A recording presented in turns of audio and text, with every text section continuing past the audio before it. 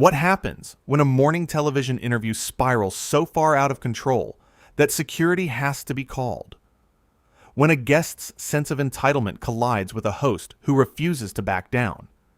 In just 30 seconds, one comment would turn a friendly chat into the most explosive morning television moment anyone had ever witnessed. This is the story of how everything fell apart on live television. It started like any other morning on Good Morning America. The lights were bright, the cameras were rolling, and Lara Spencer sat ready with her notes, prepared to welcome one of the most talked about women in the world. Meghan Markle was scheduled for what was supposed to be a light promotional interview. Something easy, something simple, something that would give viewers their morning dose of celebrity news before they headed off to work. But that's not what happened. From the very first question, something felt off. Lara started with what seemed like a perfectly reasonable opener, the kind of warm, friendly question that every talk show host asks to ease their guest into the conversation. So Meghan, thank you so much for being here with us this morning. I know our viewers are excited to hear from you. Let's start with something fun. What's it been like adjusting to life in a new city? It was softball. It was gentle. It was the kind of question designed to make a guest feel comfortable. Meghan's response, though, came with an edge that caught everyone off guard. Well, Lara, I think what people don't understand is that my life isn't just about adjusting to cities. I've lived all over the world. I'm not some small town girl who's overwhelmed by big places. The studio went quiet for just a beat. Lara, ever the professional, kept her smile intact and tried to redirect. Of course, I just meant that any big change can be, an adjustment. New routines, new faces. I don't really do adjustments, Meghan cut in, her tone sharp. I adapt. There's a difference. Adjusting sounds passive. I'm someone who takes control of my environment. Lara nodded slowly, her smile tightening just slightly at the corners. The crew behind the cameras exchanged glances. This wasn't the energy they'd expected. Interviews like this were supposed to be breezy, full of laughter and light anecdotes. But there was a tension building, something brewing just beneath the surface. Lara pressed forward, flipping to her next question. Okay, well, speaking of taking control, you've been involved in several projects lately.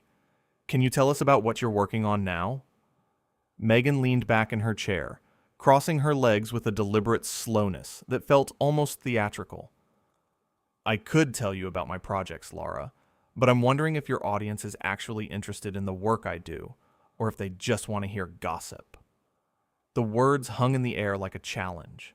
Lara's eyebrows raised just a fraction.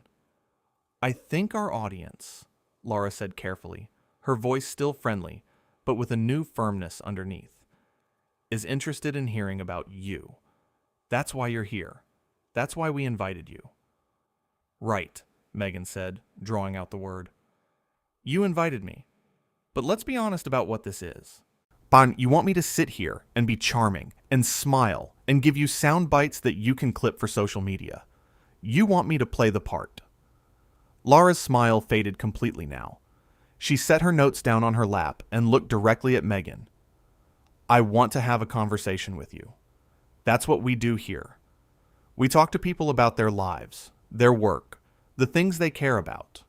If that feels like playing a part to you, I'm not sure what to tell you. Maybe you could tell me why every question feels like it's designed to box me into some narrative you've already written, Meghan shot back. The tension was electric now. The camera operators kept filming, because what else could they do?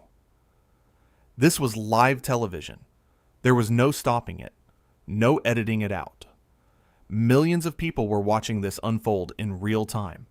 Lara took a breath, visibly composing herself. Meghan, I haven't written any narrative. I asked you about where you're living and what you're working on.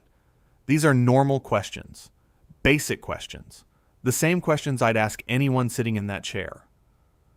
But I'm not anyone, am I? Meghan's voice rose slightly.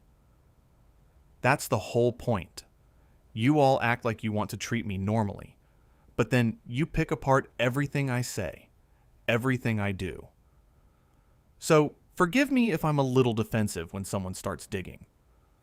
I'm not digging, Lara said, her voice calm but steel running through it now. I'm asking. There's a difference. And honestly, if these questions feel like digging to you, I don't know how you expect to do any interview, anywhere, with anyone. Meghan's face hardened. Maybe I don't expect to. Maybe I'm tired of sitting across from people who pretend to care while they're really just waiting for me to say something they can turn into a headline. Then why did you agree to come here? Lara asked, and there was no hostility in the question, just genuine confusion. If you think this is also fake, if you think I'm just waiting to trap you, why are you sitting in that chair? Meghan didn't answer right away.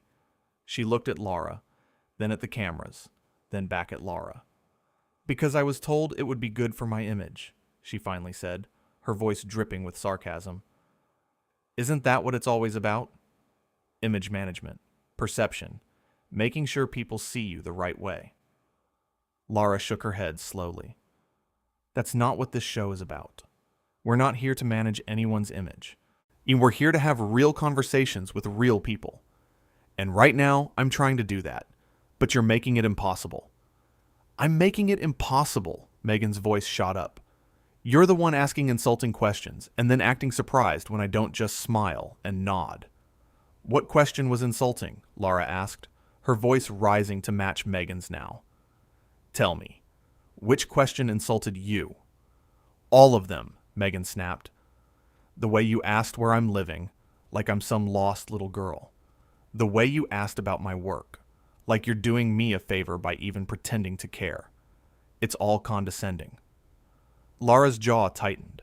The camera captured every micro-expression, every flicker of emotion crossing her face. I have been nothing but respectful to you from the moment you walked onto this set, Lara said, and her words measured and deliberate. I prepared questions. I welcomed you warmly. I have tried repeatedly to have a normal conversation with you, and you have met every single attempt with hostility and accusations. Maybe because I'm smart enough to see through the act, Meghan countered. There's no act. Lara's voice finally broke through her professional veneer, louder now, frustration seeping through. This is my job. I talk to people.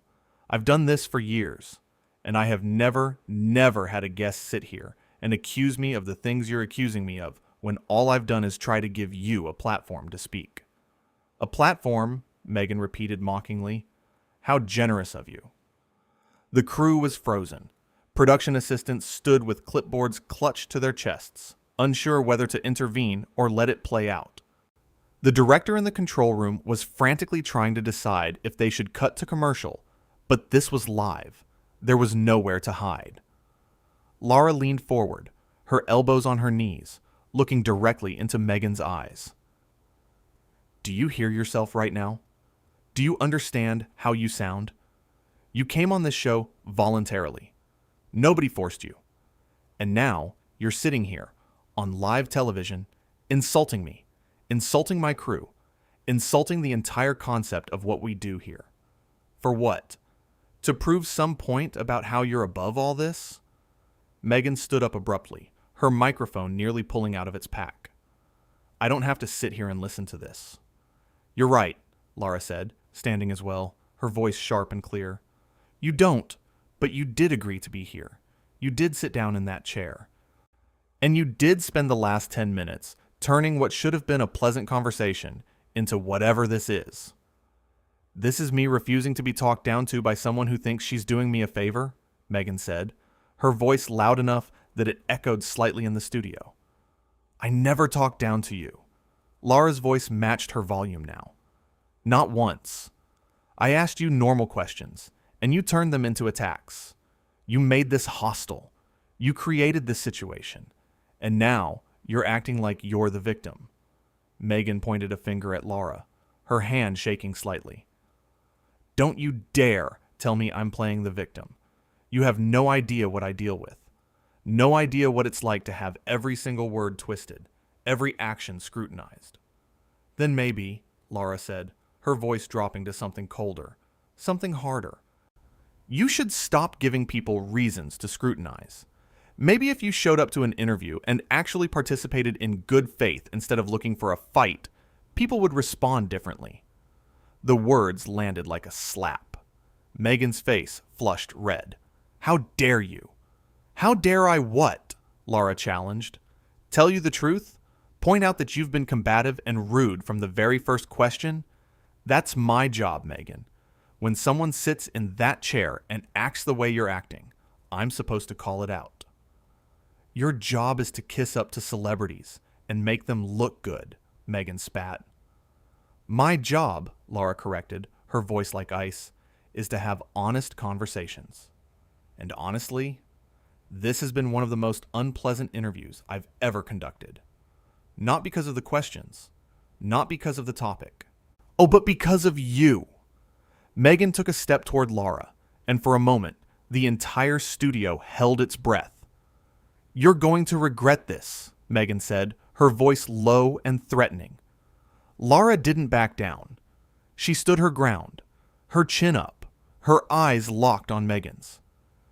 The only thing I regret is giving you this platform to show everyone exactly who you are. That was it. That was the line that broke everything. Meghan ripped the microphone off her jacket, the sound of the clip popping open echoing through the studio. She threw it down on the chair, the equipment clattering against the hard surface. I'm done with this. I'm done with you. Then leave, Lara said simply. Meghan turned toward the exit, but before she could take more than a few steps, Lara's voice rang out across the studio. Actually, security, please escort our guest out. Meghan spun back around, her eyes wide with shock and fury. You're having me removed? You said you were done, Lara replied, her voice steady. I'm making sure you are. You're not going to storm around my studio, disrupting my crew, making a scene. You wanted to leave, so leave. But you're going to do it the right way. 2 security guards appeared from the wings, their expressions neutral, but their presence unmistakable. This is ridiculous, Meghan hissed. You can't do this. I absolutely can, Lara said.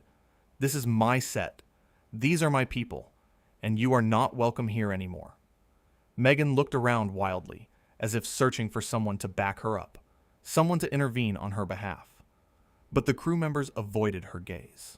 The producers stayed silent. Nobody was coming to her rescue.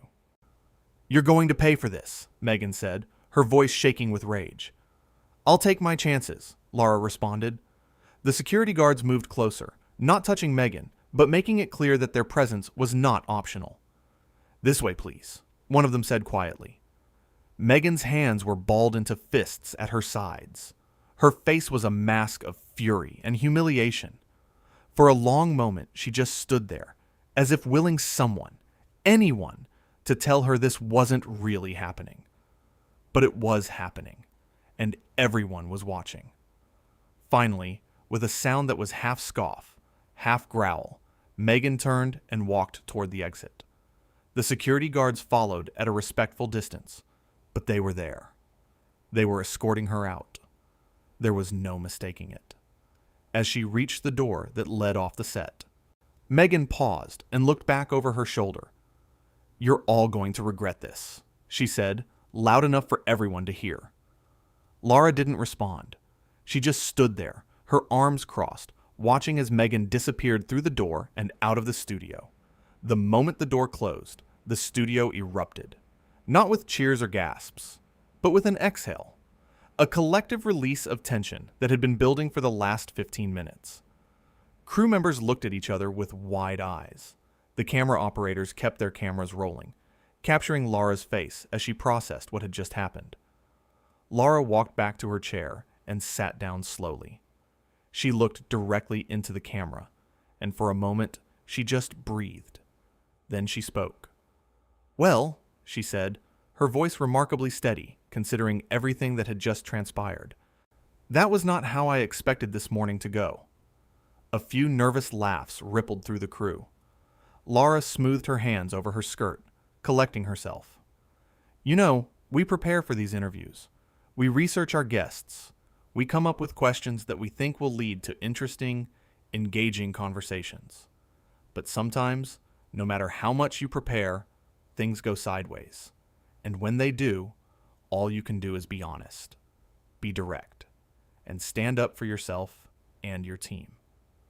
She looked around at her crew, her expression softening. I want to say something to everyone watching at home. What you just saw was not manufactured drama. It was not planned. It was a real moment where two people fundamentally could not find common ground. And while I wish it had gone differently, I'm not going to apologize for standing my ground. I'm not going to apologize for defending my crew and this show. Lara picked up her notes, the same notes she'd started with, the questions that had never been fully answered. We had planned to talk about projects, about life changes, about the future. We had planned to have a conversation. And I'm sorry that our guest wasn't interested in having that conversation. I'm sorry that what could have been a great interview turned into something else entirely. She set the notes back down. But I'm not sorry for how I handled it.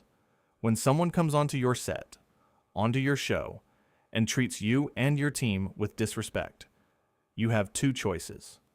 You can sit there and take it, or you can stand up. And I chose to stand up.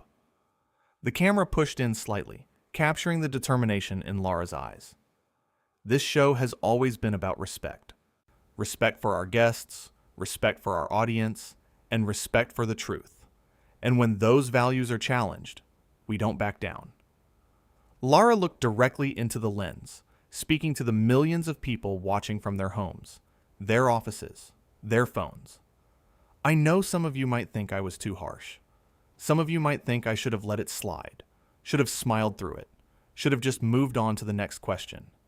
But here's the thing. At some point, you have to draw a line. At some point, you have to say, this is not okay. And that's what I did today. She paused, letting the words settle. I don't enjoy conflict. I don't enjoy confrontation. What I enjoy is talking to interesting people about interesting things. I enjoy learning from my guests, hearing their stories, sharing those stories with all of you. That's what I love about this job. But I won't be disrespected while doing it. I won't let my team be disrespected. And I won't pretend that what just happened was anything other than what it was. Lara glanced at her producer, who gave her a small nod. We're going to take a break, Lara said, turning back to the camera. When we come back, we'll reset, we'll regroup, and we'll continue with our show. Because that's what we do. We keep going. The camera held on her face for a moment longer, capturing the resolve there, the quiet strength. We'll be right back.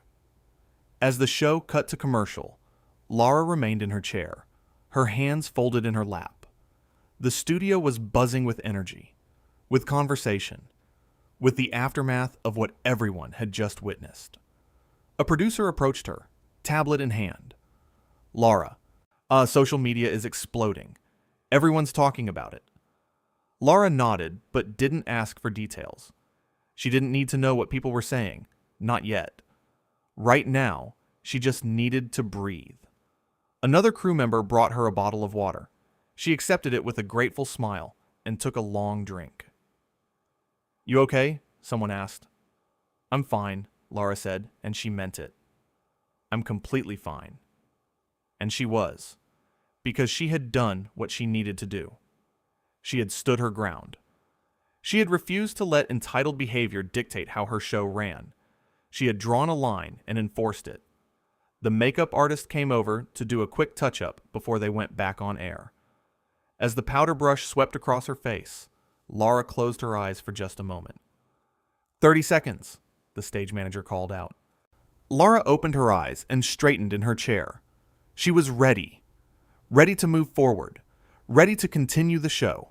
Ready to get back to doing what she did best. 15 seconds. The studio quieted down. Crew members moved back to their positions. Cameras adjusted their angles. 10 seconds. Lara took one more deep breath, centered herself, and prepared to welcome her audience back. 5, 4, 3. The countdown continued in silence, the stage manager's fingers ticking off the final seconds. And then they were live again. "Welcome back," Lara said, her voice warm and professional, as if the last 15 minutes had been filed away, dealt with, and set aside. "We have a great show still ahead of us. Up next, we're going to be talking about some incredible new technology that's changing the way we think about home cooking." And just like that, the show moved on. Because that's what live television does. It keeps moving. It keeps going. There's no pause button, no rewind. There's only forward. But nobody watching would forget what they had seen. Nobody in that studio would forget the moment when Lara Spencer stood up to a guest who thought she could walk all over her. Nobody would forget the security guards escorting Meghan Markle off the set. It was a moment that would be replayed, discussed, debated, and analyzed for days, weeks, months to come. Clips would circulate online. Think pieces would be written. People would take sides, argue in comment sections, create memes and hashtags.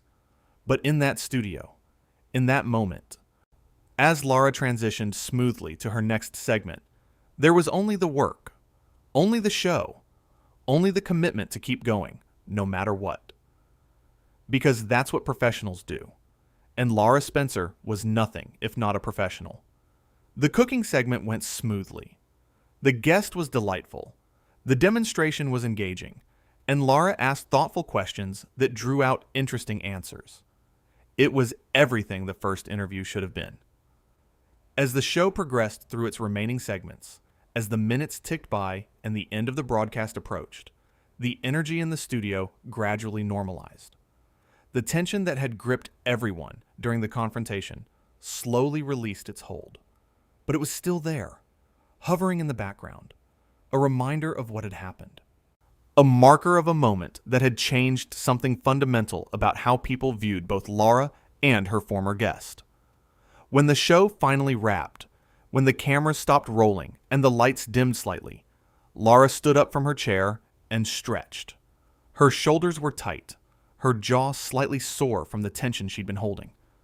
The crew gathered around her, and for a moment, nobody quite knew what to say. Then, someone started clapping. Just one person, slow and deliberate. Then another joined in, and another, until the entire crew was applauding. Lara felt her eyes sting slightly, but she blinked it away and smiled instead. "Thank you," she said simply. "Thank you for having my back." "Always," her producer said, stepping forward. "That was incredibly handled. You were fair, you were firm, and you were right." Lara nodded, accepting the words, but not dwelling on them. She wasn't interested in being congratulated for doing what should be basic, for standing up for herself and her team, for refusing to tolerate disrespect. "Let's get ready for tomorrow," she said, already thinking ahead. "We have a good lineup. Let's make it great." And that was that. The moment was over. The confrontation was done. The guest was gone. All that remained was the work. The show. The commitment to coming back the next day and doing it all over again. Because that's what Lara Spencer did. She showed up. She did her job. She treated people with respect and expected the same in return. And when that respect wasn't given, she didn't hesitate to protect herself, her team, and her show. That's what made her the good guy in this story. Not because she was perfect, not because she never lost her cool, but because when pushed, when challenged, when disrespected, she stood her ground with grace, with strength, and with unwavering professionalism. And in the end, that's what people would remember. Not the drama, not the conflict, not even the shocking moment when security was called. They would remember a woman who knew her worth, who defended her team, and who refused to let anyone make her feel small on her own set. That was the real story. That was what mattered. And as Lara gathered her things and prepared to leave the studio, She carried that knowledge with her, not as a badge of honor, not as something to boast about, but as a quiet confidence that she had done the right thing in a difficult moment. She had been tested, and she had passed. And tomorrow, she would be back in that chair, ready to do it all over again. Because that's who Lara Spencer was. A professional, a leader, a woman who knew how to handle whatever came her way. And nothing, not even the most explosive interview of her career, was going to change that.